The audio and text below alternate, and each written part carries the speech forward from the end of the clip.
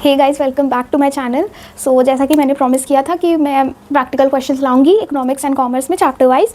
So I have brought some questions. इसमें chapter wise council ने जितने भी प्रैक्टिकल क्वेश्चंस रिलीज़ किए वो सारे आपको एक वीडियो में मिलेंगे। वैसे तो कॉम्पिटेंसी फोकस बहुत लोगों ने एक्सप्लेन किया है, बट चैप्टर वाइज किसी ने नहीं किया एंड मेरे जैसा डिटेल्ड एक्सप्लेनेशन आपको नहीं मिलेगा। सो मैंने chapter wise competency focus question को टैकल किया है। सो ये पूरी प्लेलिस्ट उसी पे लाइक बेस्ड होगी, one by one I will upload videos. So let's begin with the first chapter in economics, that is demand and law of demand. Okay, so the first question is, by the way इसमें PYQs भी हैं. So let's begin with the first question. Figures A, B and C given below represent different types of demand curves. What kind of goods do each of these demand curves represent? And give a reason for each kind of curves. अब हम लोग धीरे धीरे analyse करके एक एक graph को इसको सॉल्व करते हैं कि कौन सा टाइप ऑफ गुड रिप्रेजेंट कर रहा है फिगर A, B और C. सो हम लोग को जो गिवन है हम लोग को उससे एनालाइज करना है. ग्राफ क्वेश्चन है तो पैनिक नहीं करना है देख के. सो यहाँ पे हम लोग को demand for some commodity x given है एंड हम लोग को इनकम गिवन है वाई एक्सिस पे. सो एक चीज़ बहुत बेसिक आप लोगों को पता होनी चाहिए, अगर डिमांड कब ऊपर को जा रहा है मतलब डिमांड बढ़ रही है, और अगर डिमांड कब नीचे को जा रहा है मतलब डिमांड घट रही है. सो एंड सप्लाई के केस में वाइस वर्सा है. अगर सप्लाई कब आपको ऊपर जाता दिख रहा है मतलब सप्लाई घट रही है, एंड अगर सप्लाई कब नीचे जा रहा है मतलब सप्लाई बढ़ रही है. सो वाइस वर्सा है. अब ये चीज़ दिमाग में रखते हुए, ध्यान में रखते हुए हम लोग इसे सॉल्व करते हैं. वाई एक्सिस पे दिया है आपका इनकम एंड एक्स एक्सिस पे demand for some commodity x given है. तो अगर हम देखें तो इनकम जैसे जैसे बढ़ रही है वैसे वैसे आपका डिमांड फॉर कमोडिटी एक्स भी बढ़ रहा है. डिमांड का लाइक ऊपर को है मतलब डिमांड बढ़ रही है.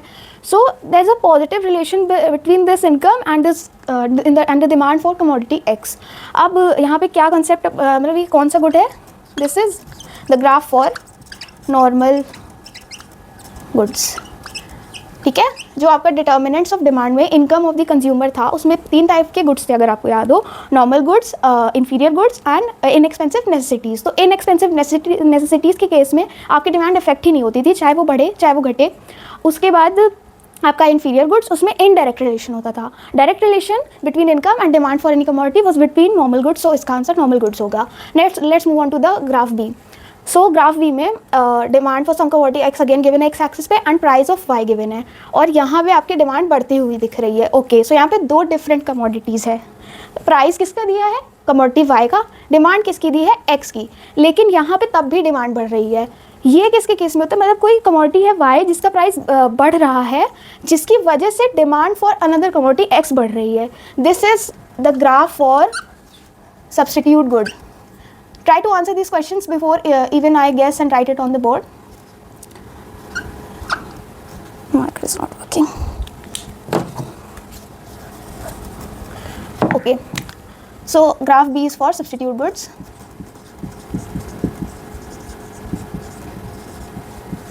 Why? The reason is because there are 2 different commodities. अगर प्राइस ऑफ वाई मतलब वाई कमोडिटी का प्राइस बढ़ रहा है तो लोग इन्वर्स रिलेशन होता है ना प्राइस और डिमांड में. तो अगर प्राइस बढ़ रही है वाई की तो लोग एक्स ज़्यादा डिमांड कर रहे हैं. सब्स्टिट्यूट गुड्स क्या होते हैं? जो एक दूसरे की जगह पे यूज़ किए जाते हैं. For example Coke and Pepsi. अगर हम लोग वाई को कोक ले लें और कोक की प्राइस बढ़ रही है तो लोग पेप्सी के कंजम्पशन पे शिफ्ट हो जाएंगे. That is exactly what the graph represents, कि अगर प्राइस कोई मतलब किसी कमोडिटी का प्राइस बढ़ रहा है तो डिमांड दूसरी कमोडिटी की बढ़ जाएगी. सो इसमें भी डायरेक्ट रिलेशन है. So this is substitute goods. Now let's move on to graph number C. इसमें price of y again given है एंड एक्स एक्सिस पे हमारे गिवन है डिमांड फॉर कमोडिटी एक्स. अब इसमें आपको डिमांड नीचे की ओर दिख रहा है. दैट मीन्स ग्राफ सी मतलब इसमें डिमांड आपकी घट रही है. So graph c is for complementary goods.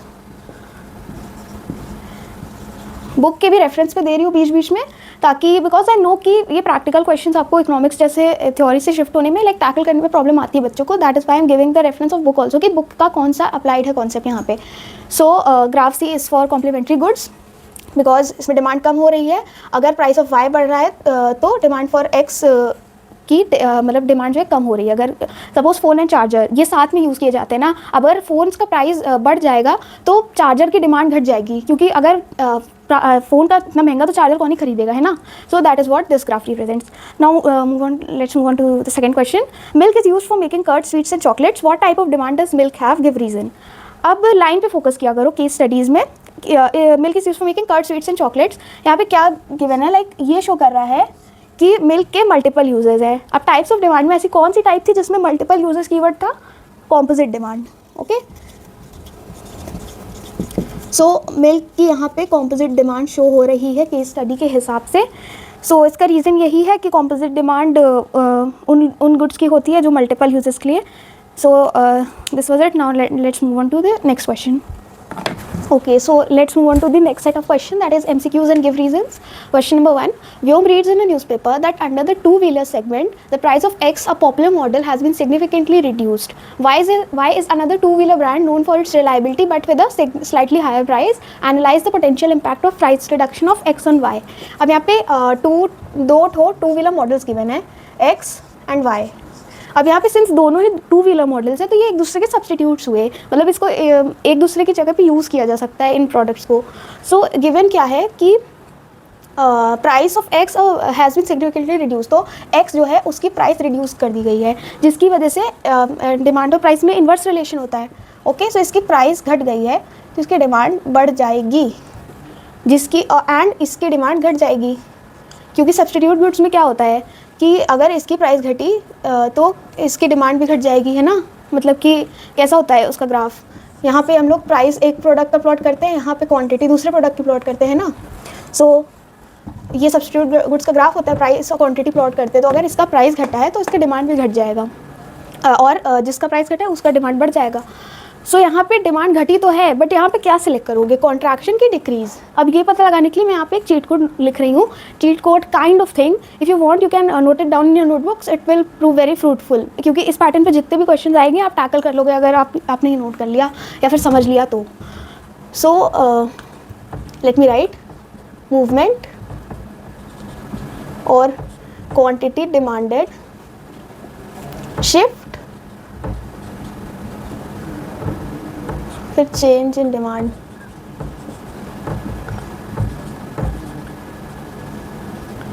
Own price,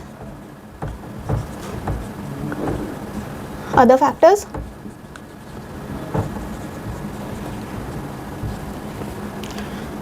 rise, fall, expansion, contraction.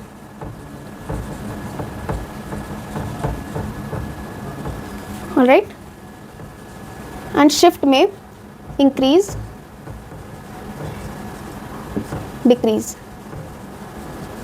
Okay, सो ये हमें demand and law of demand chapter में एक कॉन्सेप्ट पढ़ाया गया था चैप्टर के लास्ट में, movement of demand and shift of demand. तो अगर ऐसे वर्ड्स आपको मिलते हैं कि मूवमेंट है, क्वांटिटी डिमांडेड के बारे में कुछ लिखा है, तो आप समझ जाना कि वो जो प्रोडक्ट है उसके खुद के प्राइस बढ़ने या घटने से चेंज आया है. ठीक है, और राइज और फॉल या फिर एक्सपेंशन और कॉन्ट्रैक्शन वर्ड्स दिखेंगे. ठीक है, अगर प्रोडक्ट का खुद का प्राइस बढ़ गया है तो उसमें कॉन्ट्रैक्शन या फॉल दिखेगा, अगर प्रोडक्ट का खुद का प्राइस घट गया है तो उसमें राइज या एक्सपेंशन दिखेगा. और दूसरा जो कॉन्सेप्ट है वो शिफ्ट, चेंज इन डिमांड. अब ज़रूरी नहीं है कि आपका जो प्रोडक्ट है उसकी डिमांड बढ़ने घटने का कारण सिर्फ प्राइस नहीं हो सकता, दूसरे फैक्टर्स भी हो सकते हैं. तो अगर प्राइस से कोई और फैक्टर है, क्लाइमेट चेंज है, कोई फेस्टिवल है, उसकी वजह से अगर कोई चेंज आया है तो उसे शिफ्ट कहते हैं, शिफ्ट इन डिमांड. ठीक है, प्राइस वाले को मूवमेंट, इसको शिफ्ट कहते हैं, शिफ्ट या फिर चेंज इन डिमांड. अच्छा, मूवमेंट को चेंज इन क्वांटिटी डिमांडेड भी कहते हैं एंड शिफ्ट को चेंज इन डिमांड कहते हैं. तो शिफ्ट में अदर फैक्टर्स है, इसमें ओन प्राइस है, ये अदर फैक्टर्स की वजह से डिमांड में इंक्रीज डिक्रीज आया है, चेंज आया है. इसमें इंक्रीज डिक्रीज से डिनोट करते हैं. इसमें एक्सपेंशन एंड कॉन्ट्रैक्शन कीवर्ड है जिससे डिनोट करते हैं. आपको कंफ्यूज करने के लिए ये एमसीक्यूज बहुत ज़्यादा हाईली चांसेस है कि पेपर में पूछा जा सकता है, जस्ट बिकॉज इसमें इतने सारे टर्म्स है, बच्चे कंफ्यूज हो जाते हैं, आंसर गलत कर देते हैं. तो इसमें हम लोग ने अभी तक क्या डिवाइस किया था कि या तो मतलब ये इसमें डिक्रीज है डिमांड, ये हम लोग ने वो कर लिया था, बट कॉन्ट्रैक्शन टिक करें कि डिक्रीज टिक करें, यहाँ पर कन्फ्यूजन था ना. तो इसमें क्या लिखा है कि इसमें ये दिया है ना कि एक्स के प्राइस घटने की वजह से इसकी डिमांड जो है घट गई, मतलब एक्स के प्राइस घटने की वजह से इसकी डिमांड घट गई. इसके प्राइस के बारे में कुछ नहीं लिखा है ना, डायरेक्टली लाइक इसके प्राइस के बारे में कुछ नहीं लिखा है, मतलब कि इसके प्राइस घटने वाले. तो ये अदर फैक्टर की वजह से इसमें डिमांड में डिक्रीज आया ना, मतलब कोई और कमोडिटी एक्स है जिसके प्राइस घटने की वजह से इसमें इसके डिमांड में इसका प्राइस घटा, इसीलिए कंपैरेटिवली उसका प्राइस बढ़ गया. बट डायरेक्टली क्वेश्चन में इसके प्राइस के बारे में कुछ बात नहीं की गई है. तो अदर फैक्टर्स की वजह से इसमें जो है डिमांड में डिक्रीज हुआ. अदर फैक्टर्स क्या हुआ, change in the price of related goods, that is substitute goods over here in this question. So the correct answer will be decrease in demand and not contraction in demand. Okay, so very well done if you have done this correctly. अब इसी का use करके हम ये वाला भी करेंगे. During the festival season the demand for sweets increases even when the price remains the same. What will be the effect on the demand curve of sweets? Okay, festival season है, sweets increases and the price remains the same, ठीक है। अब यहाँ पे फिर से देख लो, प्राइस रिमेन्स द सेम, मतलब अदर फैक्टर्स की बात हो रही है। प्राइस गिवन है कि सेम है, अदर फैक्टर्स की वजह से इंक्रीज़ हो रहा है ना, इंक्रीज़ हो रहा है। अब देख लो, इंक्रीज़ हो रहा है, इंक्रीज़ हो रहा है, इंक्रीज़, मतलब शिफ्ट, मतलब अपने को देखना है शिफ्ट वर्ड पे फोकस करो। मूवमेंट कैंसिल, ये कैंसिल, मतलब कैंसिलेशन वो लगाया करो, मतलब जो आपको मल्टीपल चॉइसेस गिवन है उसको कैंसिल आउट करा करो। शिफ्ट, अब यहाँ पे क्या दे, इंक्रीजेस, ठीक है। जब इंक्रीज़ होता है तो शिफ्ट वर्ड्स द राइट होता है, ठीक है। अगर इंक्रीज़ होगा तो शिफ्ट वर्ड्स द राइट होगा, अगर डिक्रीज़ होगा तो शिफ्ट वर्ड्स द लेफ्ट होगा। दैट इज़ वाई इसमें ऑप्शन ए करेक्ट हो जाएगा। Now let's move on to the next question. Question number 3, which one of the following is the reason behind an upward sloping demand curve? Upward sloping demand curve. Let's look at the questions. Substitution effect, income effect, and law of diminishing marginal utility.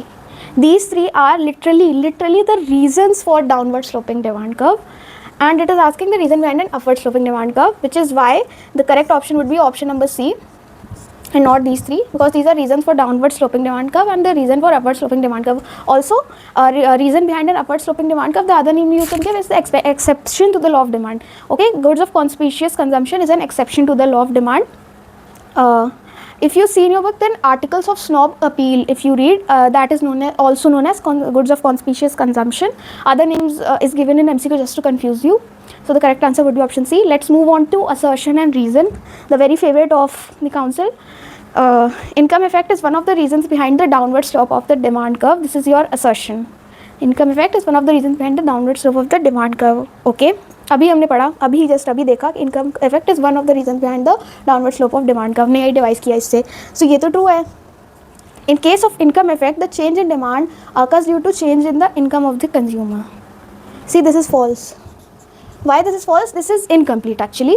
In case of income effect, the change in demand occurs due to change in income of the consumer due to a reduction in the price of the commodity. What is actually income effect? मैं आपको बताती हूँ income effect क्या होता है। Suppose आपकी income है 500, okay, आप उससे मतलब ड्रेस खरीदते हो, ड्रेस की प्राइस भी 500 है। अब ड्रेस की प्राइस 400 हो गई, तो आपकी इनकम बढ़ी नहीं है, आपकी इनकम 500 ही थी, बट बिकॉज यहाँ पे जो कमोडिटी है हमारी ड्रेस, उसकी प्राइस 100 रुपये से कम हो गई, तो आपकी इनकम दूसरी चीज़ों में भी यूज़ हो सकती है। लाइक और जो 100 रुपये बचे वो दूसरी चीज़ों में भी यूज़ हो सकते हैं।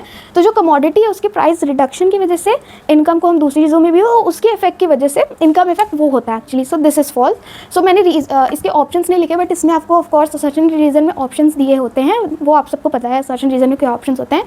So the correct answer would be assertion is true and reason is false. Whatever option has this, that is the correct option.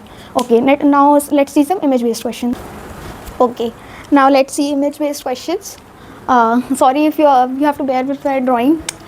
Illustrate the effect of an increase in the price of product in image A on the demand of the product shown in image B. Okay, अब यहाँ image A और B क्या है, cars हैं, ठीक है। Okay, so both are cars, both are substitute goods. So दिया क्या है, effect of increase in the price of product in image A, इसका जो है प्राइस बढ़ा है, तो इसकी डिमांड पे क्या इफेक्ट पड़ेगा। अब सब्सटीट्यूट गुड्स हैं, इसकी प्राइस बढ़ेगी तो इसकी डिमांड बढ़ जाएगी, सीधी सी बात है।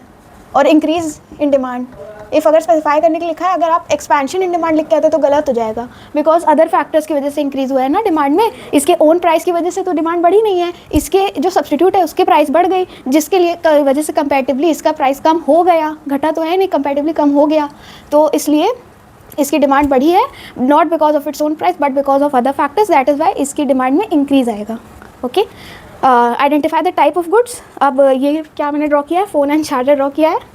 So what is this complementary goods, वही की जो साथ में यूज़ करते हैं, मतलब दो चीज़ें जैसे कार, पेट्रोल, फ़ोन, चार्जर, जो दो चीज़ें साथ में यूज़ होती है। सब्सटीट्यूट गुड्स नहीं होगा, सब्सटीट्यूट मतलब जो एक दूसरे की जगह पे यूज़ हो सकते हैं, कॉम्प्लीमेंट्री जो साथ में यूज़ किए जाते हैं। सुपीरियर गुड्स तो कुछ होता नहीं, इन्फीरियर गुड्स ही दिया था चैप्टर में, एंड लग्जूरियस गुड्स भी नहीं होगा, इसका आंसर कॉम्प्लीमेंट्री गुड्स ही होगा। Thank you, that was it for this chapter.